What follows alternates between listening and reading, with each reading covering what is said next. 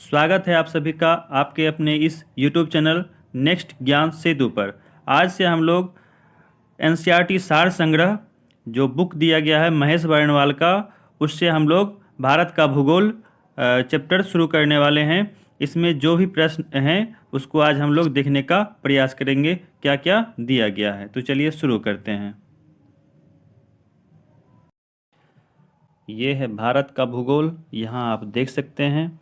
यहाँ पर आपको भारत से संबंधित सभी प्रकार के पॉइंट डिस्कस किया गया है, दिया गया है। भारत का सामान्य परिचय आपको नीचे दिया गया है, जिसको हम लोग करने का प्रयास करते हैं। तो देखिए यहाँ पर दिया गया है आपको भारत किस गोलार्ध में अवस्थित है। तो आपको पता है भारत उत्तरी गोलार्ध में अवस्थित है और यह पूर्वी देशांतर में अवस्थित है। याद रखिएगा, भारत उत्तर पूर्वी गोलार्ध देशांतर में अवस्थित है।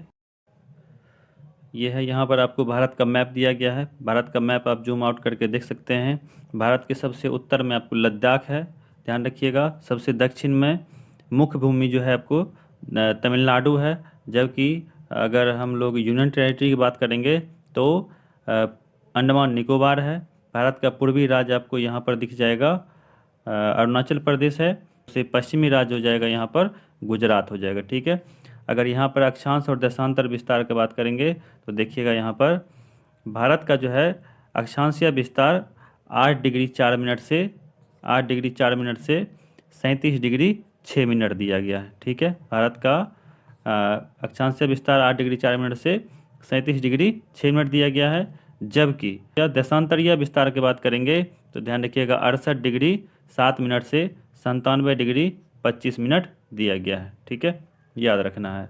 भारत का अगर उत्तर से दक्षिण लंबाई अगर पूछ देगा आपको, भारत का उत्तर से दक्षिण लंबाई, तो याद रखिएगा ये कितना है 3214 किलोमीटर। कितना है 3214। जबकि पूरब से पश्चिम की लंबाई पूछ देगा तो 2933 किलोमीटर है, याद रखिएगा, ठीक है। ये हो गया। अगला पॉइंट है इसका, देखिएगा। अच्छा, इसी में और भी थोड़ा सा इंक्लूड कर लेना है। भारत का तटीय सीमा लंबाई जो है, कुल तटीय सीमा की लंबाई आपको 7516.6 किलोमीटर है। कितना है 7516.6 किलोमीटर, जिसमें आपको विभिन्न द्वीपों का जी जो तट है उसको भी इंक्लूड किया गया है। मुख्य तटीय सीमा की लंबाई पूछेगा, यहाँ याद रखिएगा 6100 किलोमीटर है। 6100 किलोमीटर है, याद रखिएगा, ठीक है। उसके बाद है, अगर पूछ लेगा, अगला पॉइंट है आपको क्षेत्रफल की दृष्टि से भारत विश्व में कौन सा स्थान है। भारत का विश्व में कौन सा स्थान है, तो याद रखिएगा ये 7वां स्थान है। क्या स्थान है 7वां स्थान है, याद रखिएगा, ठीक है। इस पॉइंट का चर्चा हम लोगों ने कर लिया है। भारतीय भूभाग का विस्तार पूर्व से पश्चिम आपको 2933 किलोमीटर है, जबकि उत्तर से दक्षिण विस्तार 3214 किलोमीटर है। अगला पॉइंट है, भारत क्षेत्रफल में विश्व के कुल क्षेत्रफल का 2.4% अपने पास रखता है, याद रखिएगा 2.4। अगर इसका क्षेत्रफल पूछ लेगा तो आपको याद रखना है 32,87,263 वर्ग किलोमीटर। 32,87,263 वर्ग किलोमीटर है भारत का क्षेत्रफल, याद रखिएगा। अगला है अक्षांशीय विस्तार, हम लोगों ने इसका चर्चा कर लिया है। ये 8 डिग्री 4 मिनट से 37 डिग्री 6 मिनट है। देशांतर रेखाएं क्या निर्धारित करती है, तो याद रखिएगा यह समय और अवस्थिति को निर्धारित करता है, याद रखना है। अगला पॉइंट देखते हैं हम लोग। अगला पॉइंट है कर्क रेखा। कर्क रेखा भारत के कितने राज्यों से होकर गुजरती है, तो यह रखना है 8। कितने राज्य से गुजरता है, 8 राज्यों से गुजरता है, याद रखना है। इसमें कहता है आपको कौन कौन सा राज्य है, तो देख लीजिए। सबसे पहले आपको गुजरात है, उसके बाद मध्य प्रदेश है, झारखंड है, त्रिपुरा है, राजस्थान है, छत्तीसगढ़ है, पश्चिम बंगाल है और एक राज्य मिजोरम है, ठीक है। इसमें एक और आप यहाँ एडिशनल याद रखिएगा, ऐसा कौन सा राज्य है जिसकी राजधानी आपको कर्क रेखा पर अवस्थित है, तो याद रखिएगा वो हो जाएगा झारखंड। झारखंड की राजधानी आपको रांची है। और झारखंड का गठन जो है बिहार को विभाजित करके हुआ था, और कब हुआ था, तो 15 नवंबर 2000 ईस्वी को। कब हुआ था, 15 नवंबर 2000 ईस्वी को इसका गठन हुआ था, याद रखना है। नेक्स्ट पॉइंट देखिए, इसमें है भारत को लगभग 2 बराबर भागों में कौन सा अक्षांश विभाजित करता है? तो ये है गया आपको 23.5 डिग्री उत्तरी अक्षांश रेखा, इसे ही हम लोग क्या कहते हैं, कर्क रेखा कहते हैं, जबकि 23.5 डिग्री दक्षिणी अक्षांश रेखा को हम लोग मकर रेखा के नाम से जानते हैं। अगला है भारत के सबसे पश्चिमी बिंदु गौड़ माता गुजरात में है। कहाँ पर है ये? गौड़ माता गुजरात में है, तथा पूर्वी बिंदु किबिथु ये अरुणाचल प्रदेश में है, याद रखिएगा। इसमें सूर्योदय और सूर्यास्त में लगभग कितने घंटे का अंतर है? तो 2 घंटे का अंतर है। कितने घंटे का अंतर है? 2 घंटे का अंतर है, याद रखिएगा। अगला है भारत का मानक समय रेखा 82.5 डिग्री किस शहर से होकर गुजरता है? तो याद रखिएगा ये प्रयागराज का मिर्जापुर, और प्रयागराज से याद रखिएगा इसका पुराना नाम आपको इलाहाबाद था। अगला पॉइंट है भारतीय मानक समय IST एवं ग्रीनविच मध्य समय GMT में कितने घंटे का अंतर है? तो ये याद रखना है 5.5 घंटा। कितना अंतर है? 5.5 घंटा। यदि भारतीय मानक याम्योत्तर इंडियन स्टैंडर्ड मेरिडियन पर मध्याह्न है तो 120 डिग्री पूर्वी देशांतर पर स्थानीय समय 2:30 अपराह्न हो रहा होगा। अगला है भारत का समदूरस्थ दक्षिणतम बिंदु कौन सा है? तो याद रखना है यह इंदिरा पॉइंट है। कौन सा है? इंदिरा पॉइंट। याद रखना है ये ग्रेट निकोबार द्वीप पर है। कहाँ पर है ये? ग्रेट निकोबार द्वीप पर अवस्थित है, याद रखिएगा। इसका पुराना नाम आपको याद रखना है पिग्मेलियन पॉइंट। क्या नाम है इसका? पिग्मेलियन पॉइंट इसका पुराना नाम है। अगला प्रश्न है भारत का एकमात्र जिला कौन सा है जिसकी सीमा 4 राज्यों को स्पर्श करती है? तो याद रखिएगा ये सोनभद्र उत्तर प्रदेश में है, और यह आपको मध्य प्रदेश, उसके बाद हो गया छत्तीसगढ़, झारखंड और बिहार की सीमा को टच करता है, याद रखना है। सबसे लास्ट पॉइंट आपको यहाँ है भारतीय मानक समय रेखा 82.5 डिग्री 5 राज्यों उत्तर प्रदेश, मध्य प्रदेश, छत्तीसगढ़, उड़ीसा एवं आंध्र प्रदेश से होकर गुजरती है। यह देशांतर रेखा है, याद रखिएगा। आगे आपको भारत का राजनीतिक मानचित्र दिया गया है, जिसे आपको अध्ययन करना बहुत ही ज़्यादा जरूरी है।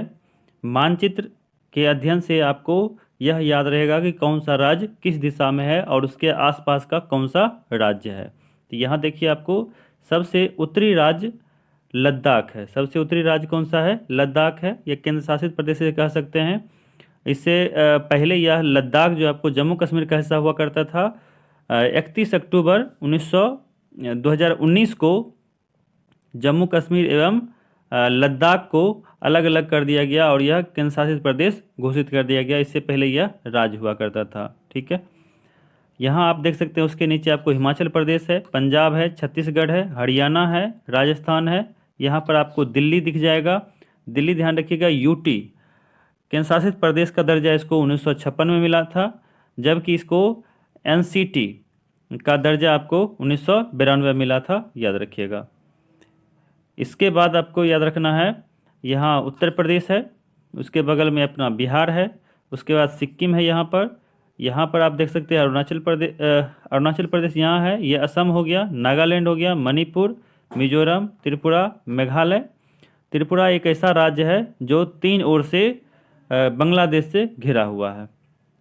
यहाँ पश्चिम बंगाल हो गया। पश्चिम बंगाल से अलग होकर आपको बिहार और उड़ीसा का गठन हुआ था 1912 ईस्वी में। उस टाइम में बिहार, उड़ीसा और झारखंड दोनों एक ही साथ था, तीनों।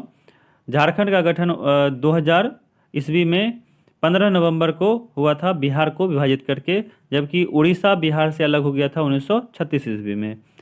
यहाँ है आपको छत्तीसगढ़ है, मध्य प्रदेश, गुजरात हो गया, ये महाराष्ट्र हो गया।